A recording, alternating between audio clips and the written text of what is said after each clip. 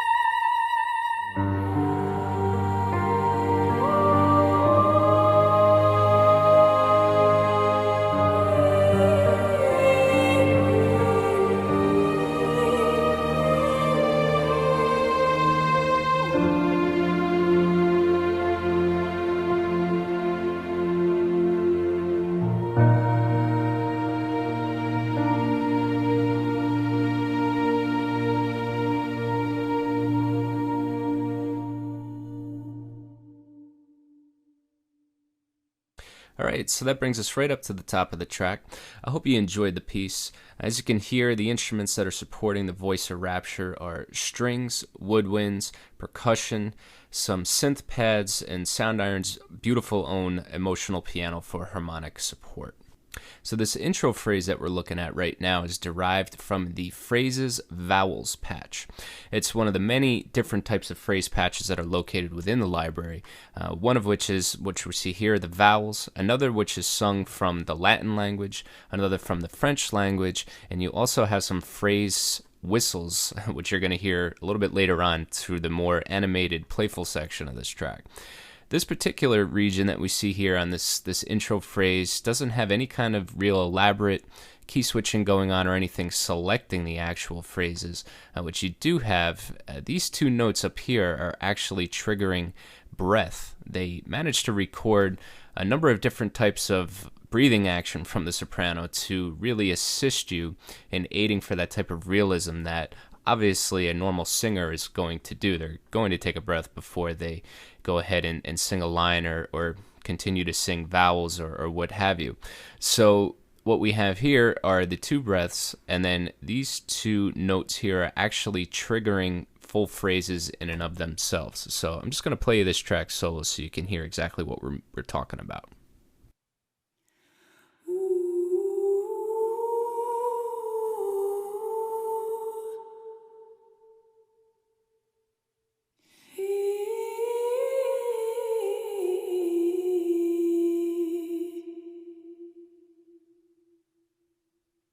All right, so before we move on, I just want to point out to you some of the general functionality that you get in these phrase patches. Now, first, before I pull up the user interface, one of the great features that you have with the phrase patches is that if you find 2 or 3 or more phrases that you like and you want to combine them in sequences, but you do not want to play the say one entire phrase into the next, you do have a nice crossfading feature. So I'm just going to demonstrate that for you really quick on the keyboard between 2 phrases right here.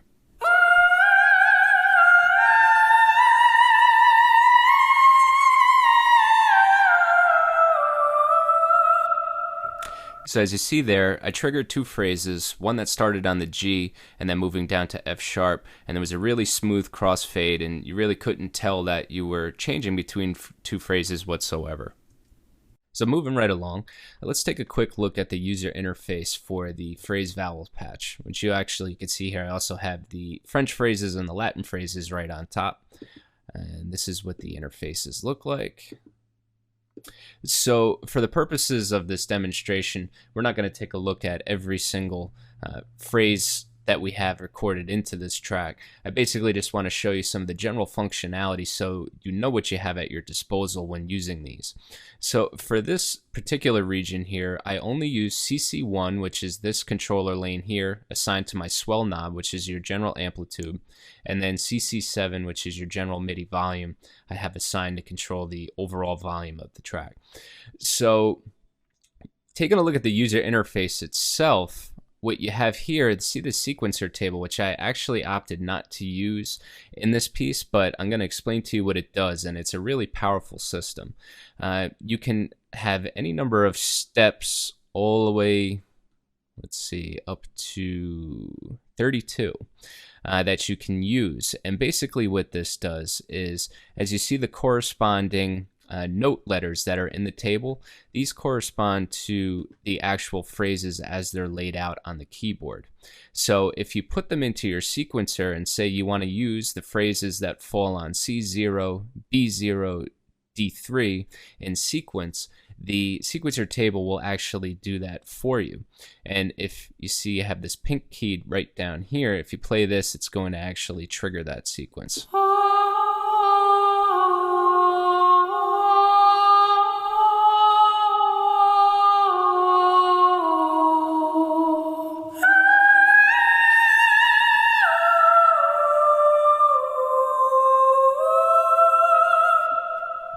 So as you can see, it's a really helpful and powerful sequencer that you have in these patches if you do want to opt to use that.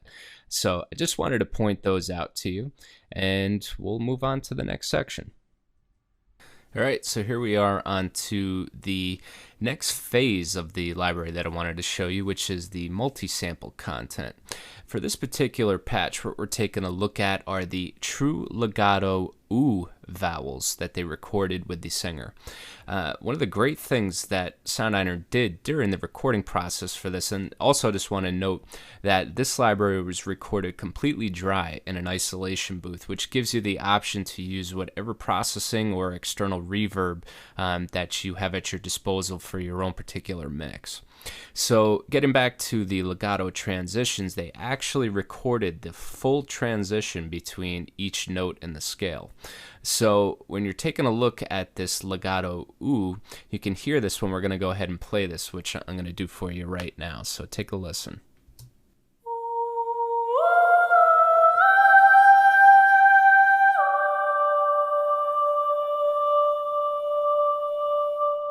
So you have some really clean and smooth transitions there for your true legato vowels.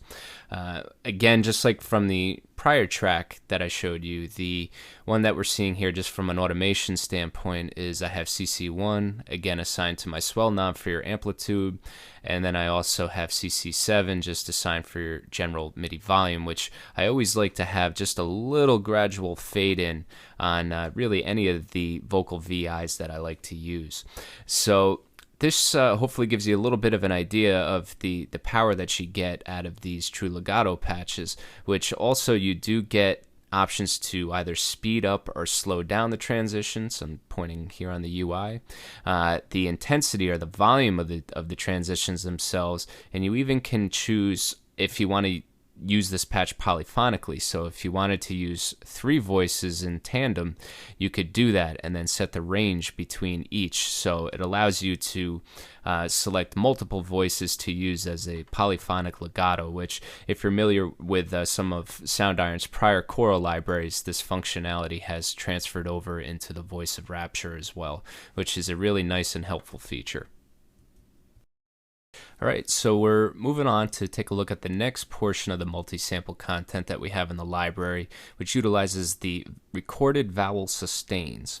Now, for this particular patch, I'll play it for you in context so you can hear where we are in the piece, and then we'll take a listen to it solo and look at some of the features and options that you have on the user interface. So here it is in context of the full arrangement.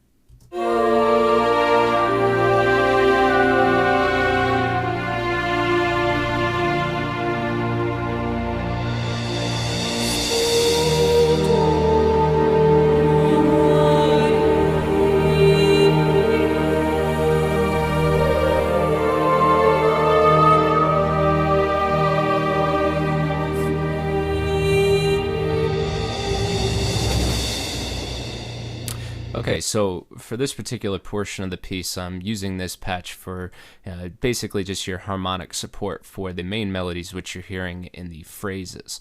So if I'm going to play this solo, you can hear how the vowels sound on their own. So here we go.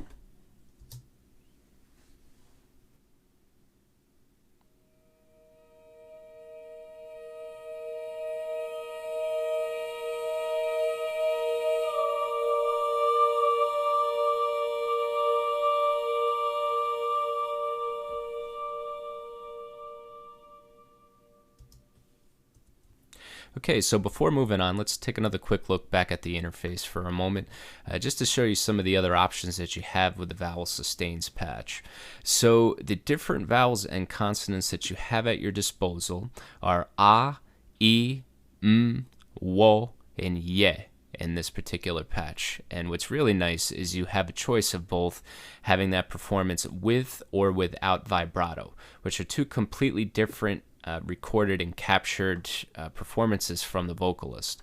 So for this particular range that we're looking at here, these were without vibrato. But let's just take a listen to, for instance, what the ah sounds like with vibrato.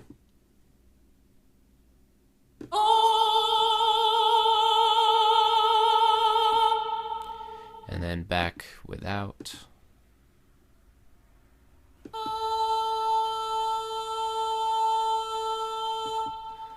So really nice choice there. As you can see, very different intensities between those performances, which gives you a really nice option when you're looking to use that particular tone in your composition. So moving along in our multi-sample content, next thing we're going to look at this patch here is just a quick little use of the polysustains. Now, anyone that's familiar with Soundiron's previous choir entries, such as Requiem Light or the Olympus Choir bundle, should be familiar with polysustains, which are sung Latin phrases. And in the case of the polysustain, is you have the option to play them on multiple notes at the same time, or you could choose to use legato mode, which actually creates a legato transition in the middle of the phrase, which I'm actually doing in this piece right here. I'm using spiritu as the phrase that I chose. As you can see, here's all the different ones that you get. So I'm triggering that via key switch, which you see right down here. So I'm going to just play this for you solo so you can hear how the transition works in context. Again, just as far as my automation goes, I have CC1 assigned to my swell knob for amplitude and CC7 for my general overall MIDI volume. So here it is soloed on its own.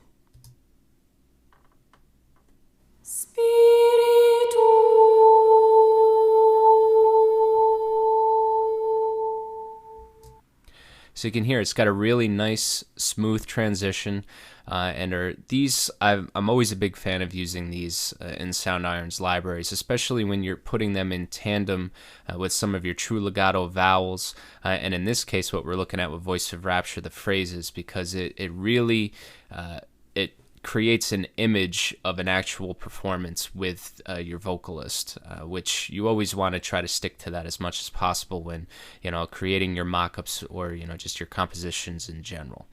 All right, so that's pretty much what we're taking a look at with those. So now we're going to move along into the next section of the piece, and we're going to take a look at the polystaccatos.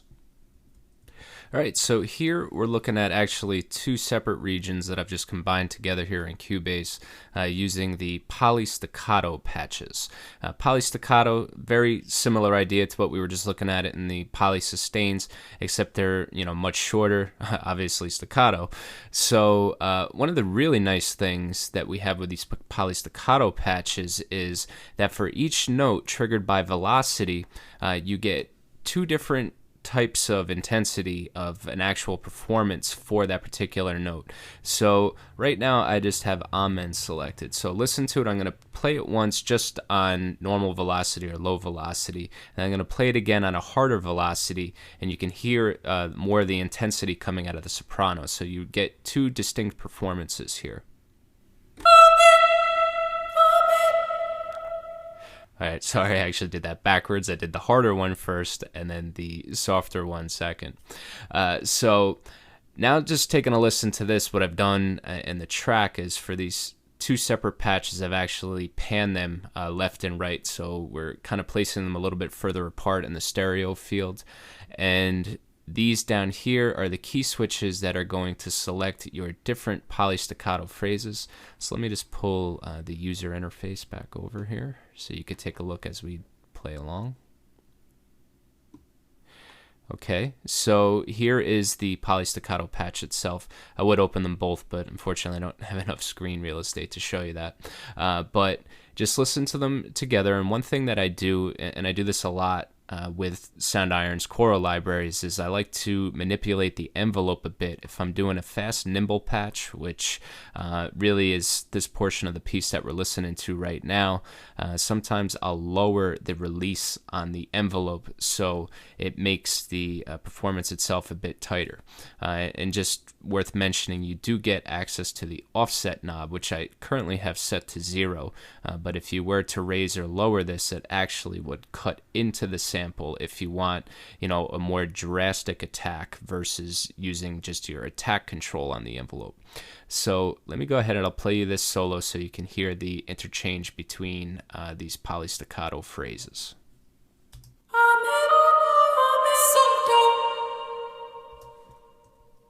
All right, so we don't have too much more to go here on this screencast. We covered a lot of the general functionality of the patches and how they worked in the context of the track.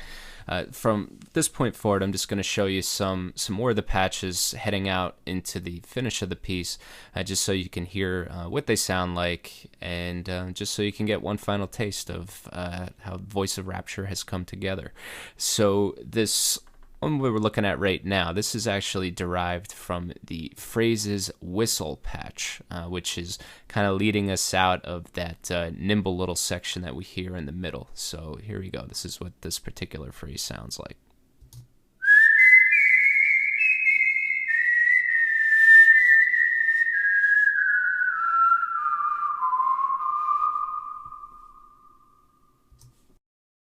Okay, here we have a quick little passage utilizing the True Legato Ah patch. Just wanted to definitely show this to you so you can hear what these transitions sound like. It's a little bit nimble for what an actual soprano probably would sing, but again, it's just within the context of the arrangement, and you could certainly hear the very nice tone and clarity of the transitions that we have in this recording. I'm using CC1 again just for my general swell, and CC7 for my overall MIDI volume. So here you can listen to the patch soloed on its own.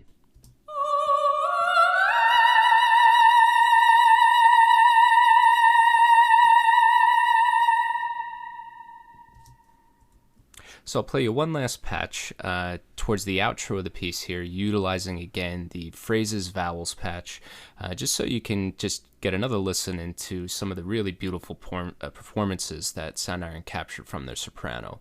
So this is just a single phrase using CC1 for your general swell and CC7 for your overall MIDI volume. So I'm going to play it solo, so here you go.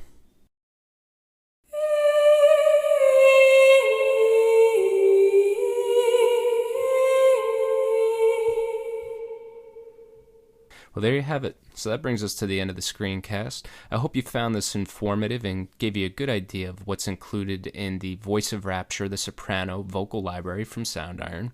It's a very comprehensive package, and it certainly gives you many different options for how you would like to approach using it in your own compositions.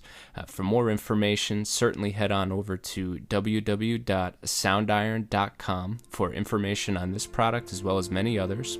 And again, this is Ryan Scully signing off from New York, and I look forward to seeing you again in the future.